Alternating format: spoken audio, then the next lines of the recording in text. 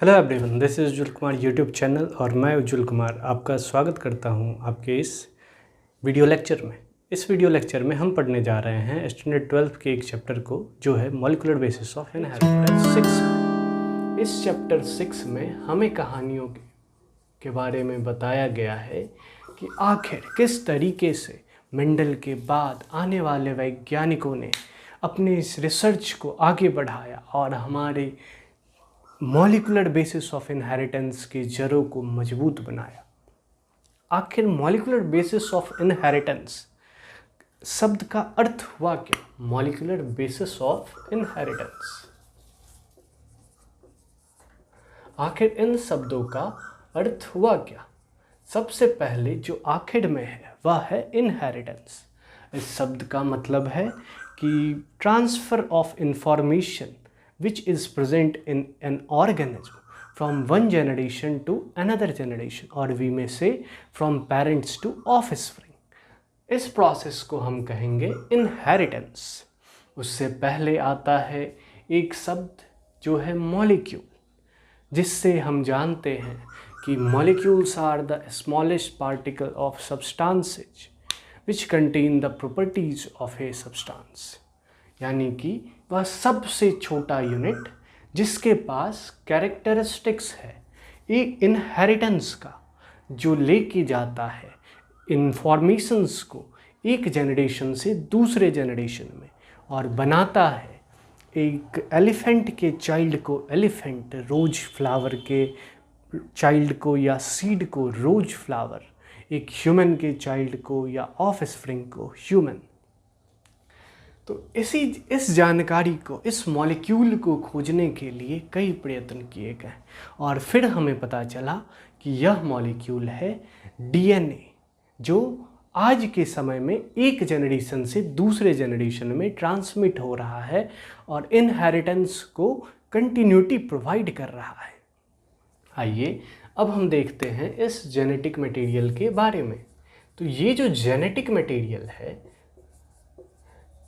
यानी कि वैसा मटेरियल जो इनहेरिटेंस को कैरी कर रहा है, इसमें दो तरह के मटेरियल्स होते हैं। एक है डीएनए, दूसरा है आरएनए। इस डीएनए को हम कहते हैं डीऑक्सी राइबो न्यूक्लिक एसिड। इसे हम कहेंगे deoxy ribo and nucleic acid. और वही दूसरा जो है उसे हम कहते हैं राइबोन्यूक्लिक एसिड।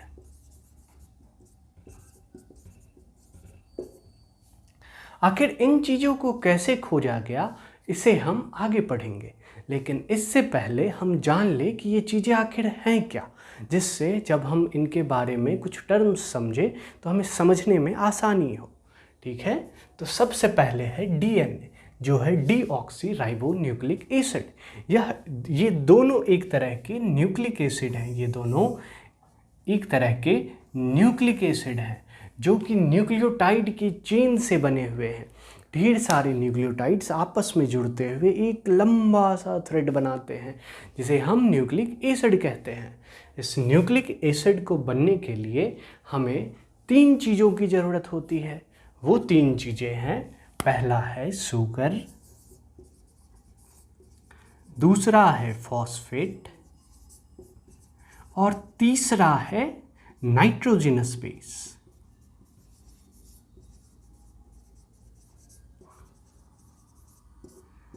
ये जो शुगर है, यहाँ पे ये दो तरह के होते हैं, जिसके कारण जो डिफरेंसेस प्रोड्यूस करते हैं डीएनए और आरएनए में। तो देखिए, शुगर जो दो तरह के हैं, एक राइबोज शुगर है। एक कौन सा शुगर है? राइबोज शुगर है, जिसका स्ट्रक्चर कुछ इस तरीके का है।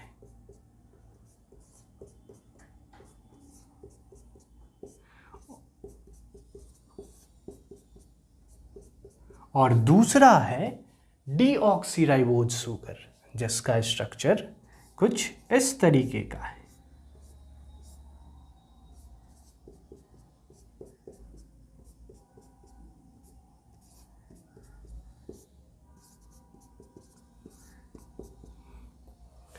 क्या आप इस दोनों में कोई अंतर देख पा रहे हैं?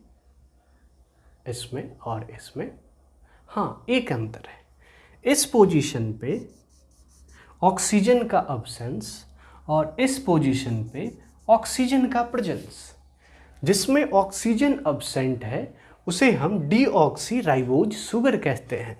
इसे हम कहते हैं डीऑक्सी राइबोज शुगर, और इसे हम कहते हैं राइबोज शुगर। इसे हम क्या कहते हैं? Ribose sugar. इस तरीके से हमें पहले दिए गए जेनेटिक मटेरियल के पार्ट के बारे में हमने समझा। अब हम फॉस्फेट ग्रुप के बारे में समझेंगे। ये जो फॉस्फेट ग्रुप है ये पाया जाता है डीऑक्सी राइबोज ग्रुप से अटैच्ड वे में, और ये नाइट्रोजनस बेस भी इसी से अटैच्ड रहता है।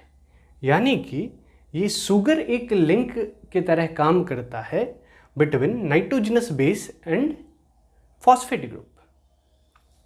इनके जिस तरीके से केमिस्ट्री में हम पोजीशंस को इंडिकेट करते हैं उसी तरीके से इस डीऑक्सी राइबोज शुगर और राइबोज शुगर के पोजीशंस डिफाइंड हैं। जैसे कि इस पोजीशन को हम फर्स्ट कार्बन कहते हैं, इस पोजीशन को सेकंड कार्बन, इस पोजीशन को थर्ड, इसे फोर्थ और इसे फिफ्थ कार्बन कहते हैं।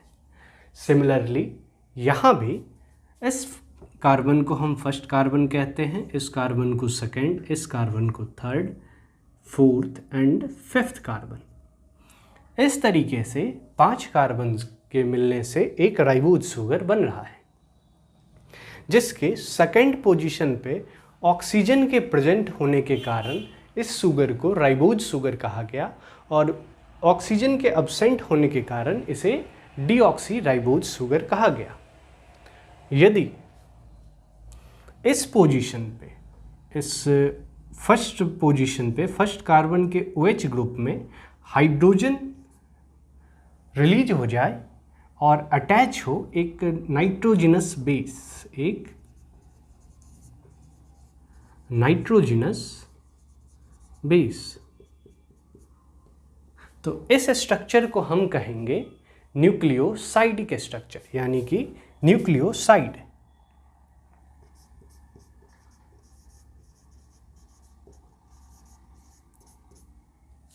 वही इस नाइट्रोजनस बेस के साथ साथ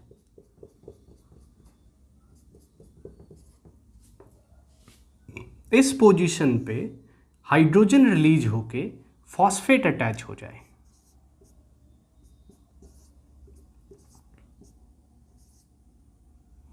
तो इसे हम कहेंगे न्यूक्लियोटाइड।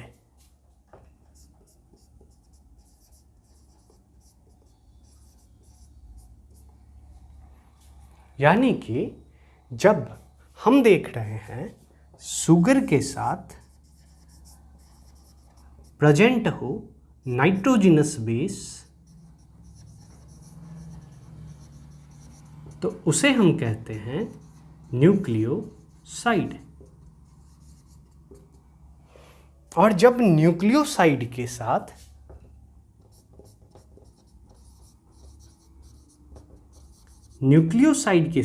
यानी कि शुगर और नाइट्रोजनस बेस के साथ साथ प्रेजेंट हो फॉस्फेट ग्रुप, तो इसे हम कहते हैं न्यूक्लियोटाइड।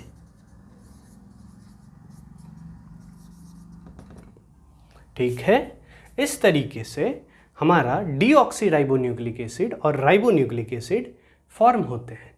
यहाँ एक टर्म एसिड आता है, यहाँ भी एक टर्म एसिड आता है। एसिड होने के पीछे का कारण ऑक्सीजन पे प्रेजेंट नेगेटिव चार्ज है। इस नेगेटिव चार्ज के कारण जेनेटिक मटेरियल्स शो करते हैं प्रॉपर्टी एसिडिक, और ये नेगेटिवली चार्ज्ड भी है, जिसे खोजा था फ्रैंकलिन ने। इतनी जानकारियाँ हमारी हुई जेनेटिक मटेरियल के बारे में, जो हैं 2 टाइप्स के, डीएनए और आरएनए। डीएनए बना होता है deoxy ribose sugar nitrogenous base, और फॉस्फेट ग्रुप के साथ। इस प्लेस पे भी यह हाइड्रोजन रिलीज हो जाएगा और यह पार्ट अटैच हो जाएगा फॉस्फेट ग्रुप से। सिमिलरली यहाँ भी यह स्ट्रक्चर फॉर्म हो रहा है।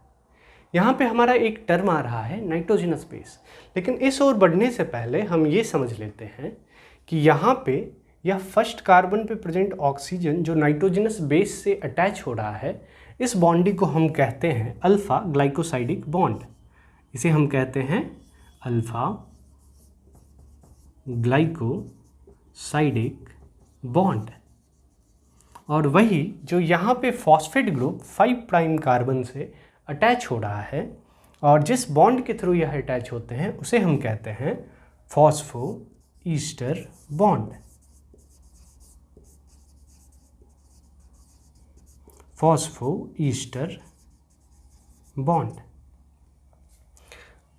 इन जानकारियों को जानने के बाद अब हम समझते हैं इस नाइट्रोजनस बेस के बारे में ब्रॉडली।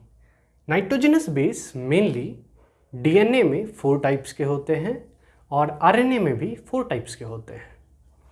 3 जो नाइट्रोजनस बेस हैं वो डीएनए में भी देखने को मिलते हैं और आरएनए में भी सिमिलर होते हैं, जो हैं एडेनिन, ग्वानिन, साइटोसिन। ये तीनों नाइट्रोजनस बेस डीएनए में भी हमें मिलेंगे और आरएनए में भी मिलेंगे।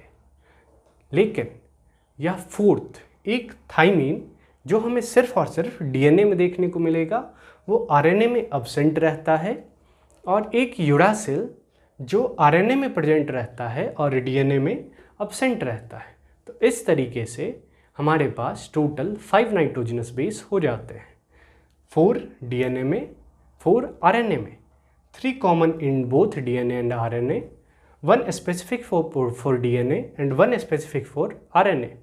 That's total 3 + 1 + 1 = 5।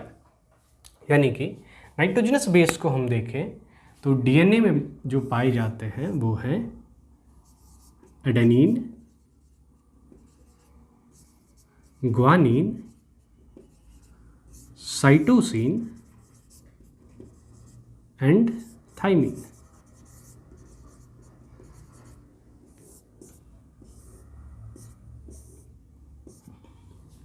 ये सारे के सारे नाइट्रोजनस बेसेज हैं।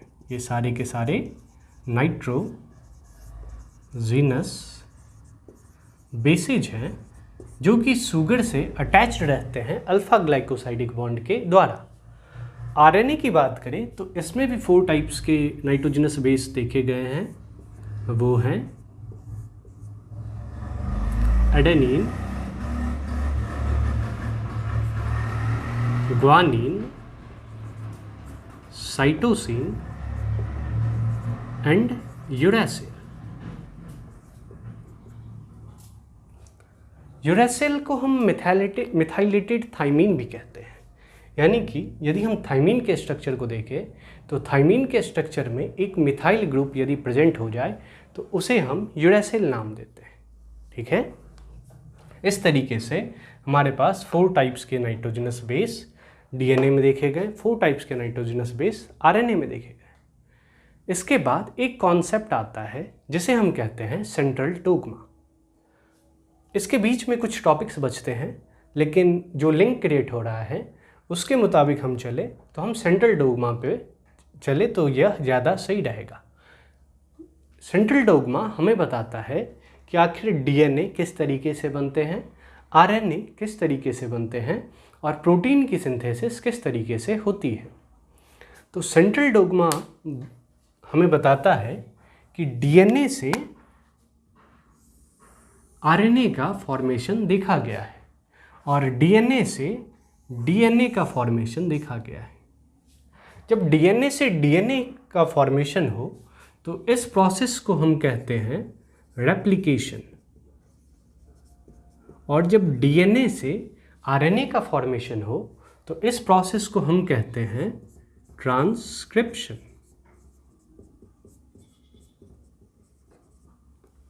और जब आरएनए से प्रोटीन का फॉर्मेशन हो, इसे हम ऐसे लिख सकते हैं, आरएनए से प्रोटीन का फॉर्मेशन हो तो इसे हम कहते हैं ट्रांसलेशन। इसे हम साधारण भाषाओं में समझें तो हम कह सकते हैं कि जिस तरीके से एक हमारे पास मान लीजिए कुछ वर्ड्स हैं, ठीक है। वर्ड्स किस फॉर्म में है? डीएनए के पास है। डीएनए के पास 4 वर्ड्स हैं। एडेनिन के लिए ए वर्ड है, एडेनिन के लिए ए वर्ड है, ग्वानिन के लिए जी वर्ड है, साइटोसिन के लिए सी वर्ड है, थाइमिन के लिए टी वर्ड है इधर भी, और यूरासिल के लिए यू वर्ड है।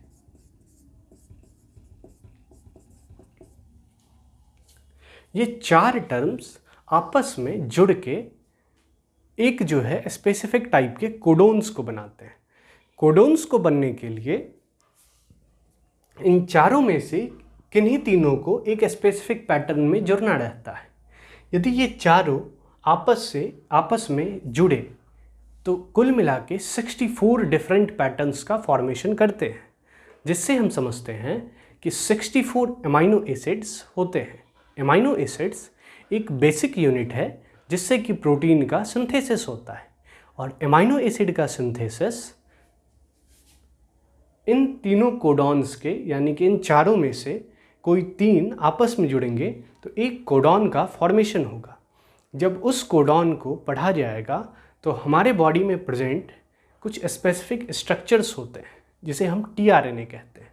वह उस हमारे सेल में प्रेजेंट आरएनए को वहाँ पे लाएगा, यानी कि अमाइनो एसिड को वहाँ पे लाएगा, और इस कोड को पढ़ के वो एक के बाद एक सबों को अटैच करते चलेंगे, और फिर उस अटैचमेंट के बाद हमें मिलेगा प्रोटीन। इसे हम डिटेल में अच्छे से अपने अगले आने वाले क्लासेज में पढ़ेंगे। अभी बस हम इतना जान रहे हैं कि यहाँ पे डीएनए से डीएनए का फॉर्मेशन होता है। जब डीएनए से डीएनए का फॉर्मेशन हो तो इसे हम रेप्लिकेशन कहेंगे। जब डीएनए से आरएनए का फॉर्मेशन हो इसे हम ट्रांसक्रिप्शन कहेंगे, और आरएनए से जब प्रोटीन का फॉर्मेशन हो तो इसे हम ट्रांसलेशन कहेंगे। तो सेंट्रल डोग्मा हमें इन्हीं बातों के बारे में बताता है। लगे हाथों हम अब चारगाफ रूल भी देख लेते हैं। चारगाफ रूल इन्हीं नाइट्रोजनस बेसेज पे आधारित है। तो चारगाफ रूल कहता है, इसे हम पहले अपने बोर्ड को क्लीन कर लें।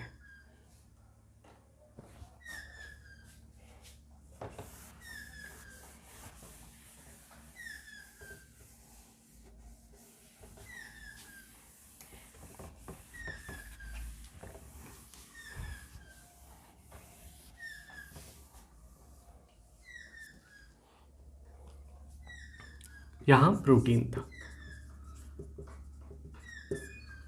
अब हम देखने जा रहे थे चारगाफ रूल को।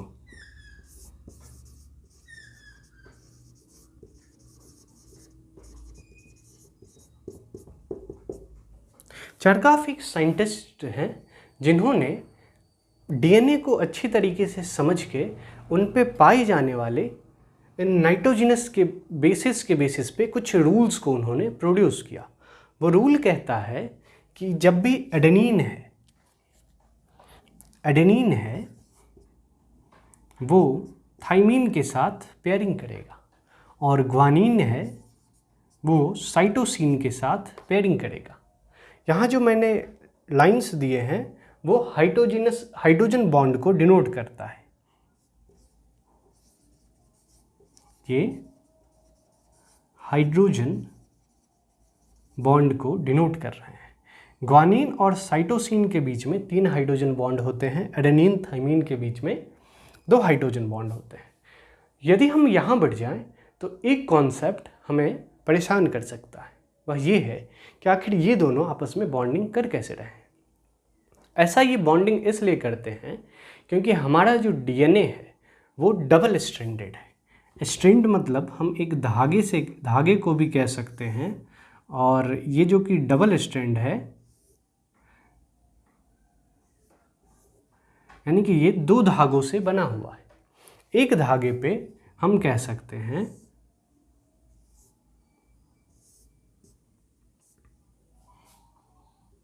एडेनिन हो सकता, साइटोसिन, थाइमिन।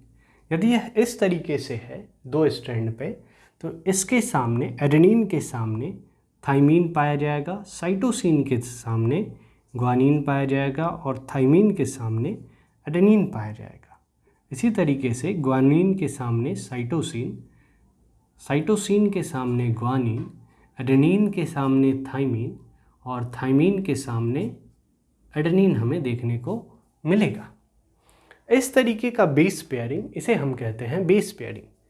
यह जो पार्ट है यहाँ थाइमीन, ग्वानिन और साइटोसिन, ये बेसेज है, ये बेसेज है। और जब दो बेस आपस में पेयर कर रहे हैं तो इसे हम बेस पेयर्स कहते हैं, इसे हम बेस पेयर्स कहते हैं। ठीक है।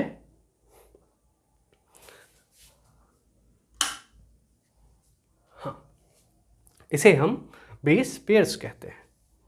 और ये जो बेस पेयरिंग हो रही है, यहाँ पे एक बॉन्ड पाया जाता है एडेनिन और थाइमीन के बीच में। ये बॉन्ड डबल बॉन्ड होंगे एडेनिन थाइमीन के बीच में और ट्रिपल बॉन्ड होंगे ग्वानिन और साइटोसिन के बीच में। हमें जो डीएनए पढ़ना है, पहले अभी हम चारगाफ रूल को देख रहे थे। तो चारगाफ रूल को यदि हम कंप्लीट करें तो ऐसा कहा जाता है कि एक डीएनए में जितने एडेनिन होंगे उतने ही थाइमीन होंगे। ये equal adenine equal to thymine, यानी कि जितने नंबर्स ऑफ एडेनिन हमें देखने को मिलेंगे उतने ही नंबर्स थाइमीन भी देखने को मिलेंगे। यानी कि जब ये पेयरिंग कर रहे हैं तो जितने एडेनिन हैं उनके सामने हमेशा थाइमीन होगा और जितने ग्वानिन होंगे उतने ही साइटोसिन होंगे। इस तरीके से हम लिख सकते हैं कि adenine plus guanine divided by cytosine plus thymine equal to 1। ठीक है। यानी कि एडेनिन थाइमीन के बराबर है, ग्वानिन साइटोसिन के बराबर है। यदि हम मान लें कि एडेनिन 10% है तो थाइमीन भी 10% ही होगा। यदि और बाकी के जो बचते हैं वो ग्वानिन हो और साइटोसिन होंगे, यानी कि ये 40% बचेगा और जब ये 40 है तो ये भी 40 ही बचेगा। टोटल हम देखें तो 40 + 40 80 + 10 + 10 100।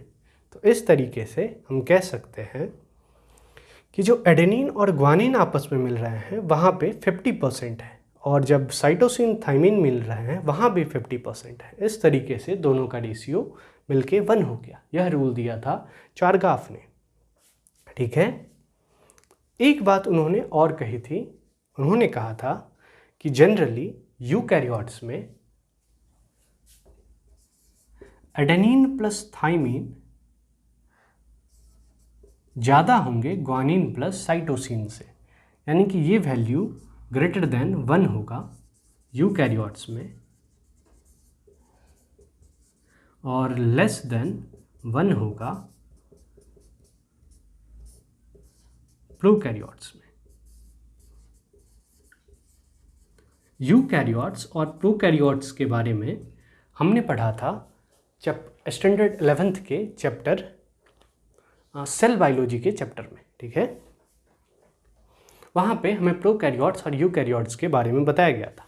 प्रोकैरियोट्स वैसे ऑर्गेनिज्म थे जिनके पास प्रिमिटिव टाइप ऑफ न्यूक्लियस पाए जा रहे हैं और यूकैरियोट्स वैसे ऑर्गेनिज्म थे जिनके पास एडवांस टाइप ऑफ न्यूक्लियस पाए जा रहे हैं। ठीक है। Advance type of nucleus means their genetic material are covered within nuclear membrane और primitive type of nucleus means their genetic materials are independently floating within the cell. ठीक है। हम यदि इसे देखें, इस थ्रेड को देखें, अब हम वापस से इस थ्रेड पे लौटते हैं, तो ये जो थ्रेड है ये हमारे सेल में बहुत ही लेंदी होता है, यानी कि ये बहुत बड़ा रहता है, बड़े ही लेंथ में बहुत ज़्यादा है। और हमारे जो सेल का साइज है वो बहुत छोटा है, वो माइक्रोमीटर में है। और ये सेल इस डीएनए थ्रेड का लेंथ या फिर स्ट्रैंड का लेंथ करीब मीटर्स में है। माइक्रोमीटर और मीटर का अंतर देखें तो करीब 10⁶ टाइम्स ज़्यादा है, जो कि बहुत होता है। तो इतने लंबे थ्रेड को एक छोटे से माइक्रोमीटर के साइज वाले सेल में फिट करने के लिए इनकी पैकेजिंग की आवश्यकता होती है। पैकेजिंग में इन्हें किया जाता है फोल्ड, यानी कि जिस तरीके से यदि आपने कभी रील को देखा होगा जिससे जिससे सिला जाता है कपड़ों को, यदि हम उसे देखें तो वो एक राउंडेड रहता है एक छोटे से सर्कुलर स्ट्रक्चर पे। सिमिलरली इन डीएनए मॉलिक्यूल्स को भी बाइंड करके रखा जाता है एक स्पेसिफिक स्ट्रक्चर पे जिसे हम न्यूक्लियोजोम कहते हैं। ठीक है, जिस तरीके से यदि हम देखें ये कुछ इस तरीके का पाया जाता है। एक रील्स को यानी कि धागों को लपेटने के लिए इसके ऊपर वो लिपटे रहते हैं।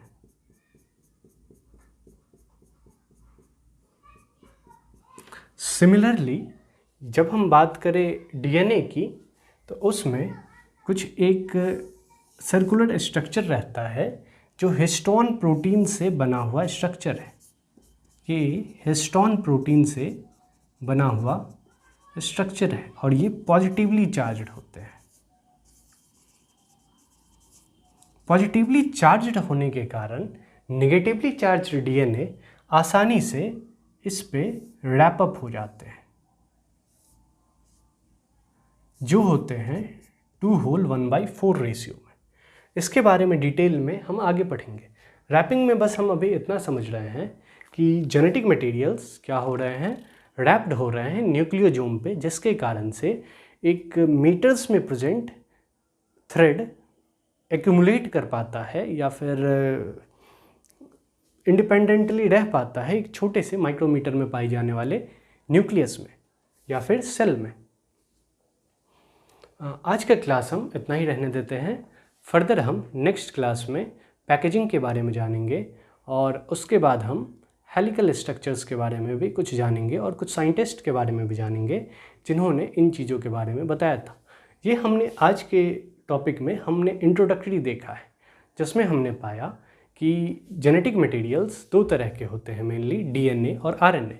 इस डीएनए और आरएनए में majority of organism as a genetic material possess करता है डीएनए को। सर्टेन वायरस जैसे कि बैक्टीरियो वायरस जो हमें स्नीजिंग या फिर कफ काउच करता है, उनमें आरएनए देखने को मिलते हैं।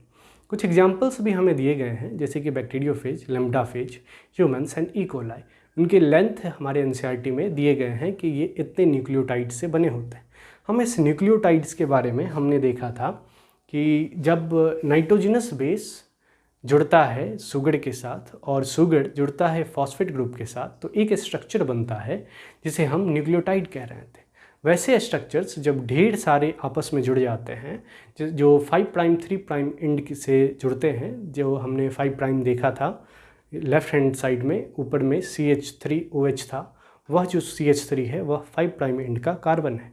5' इसलिए कहा जाता है क्योंकि इसे डिस्टिंग्यूश करने के लिए बाकी के कार्बन से, ये प्राइम से जो रिप्रेजेंट किए जा रहे हैं कार्बन्स को, वो मेनली शुगर के कार्बन है। ठीक है, आगे क्या हो रहा है, तो अब जब जो ढेर सारे न्यूक्लियोटाइड्स आपस में जुड़ जाते हैं तो उसे हम पॉलीन्यूक्लियोटाइड्स कहते हैं।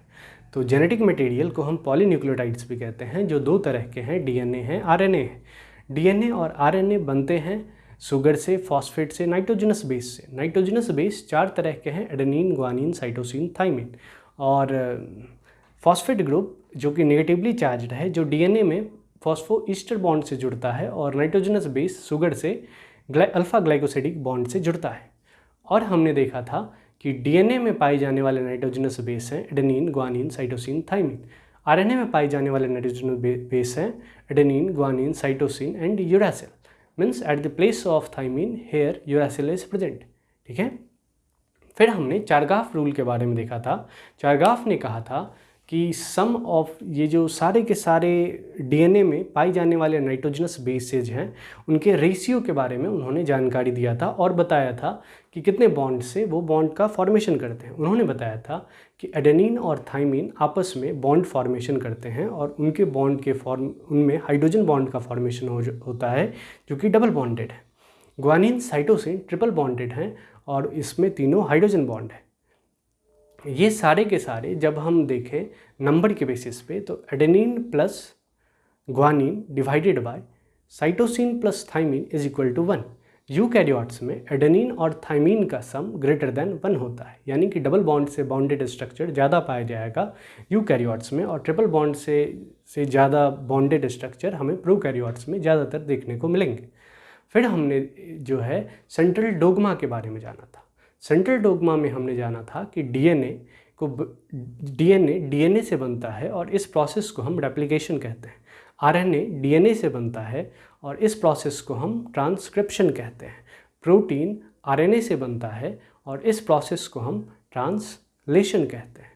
सम टोटल यह इंट्रोडक्टरी फेज रहा है हमारा मॉलिक्यूलर बेसिस ऑफ इनहेरिटेंस, जिसकी नींव रखने वाले व्यक्ति का नाम था Mendel. Thank you. Please like and subscribe this channel.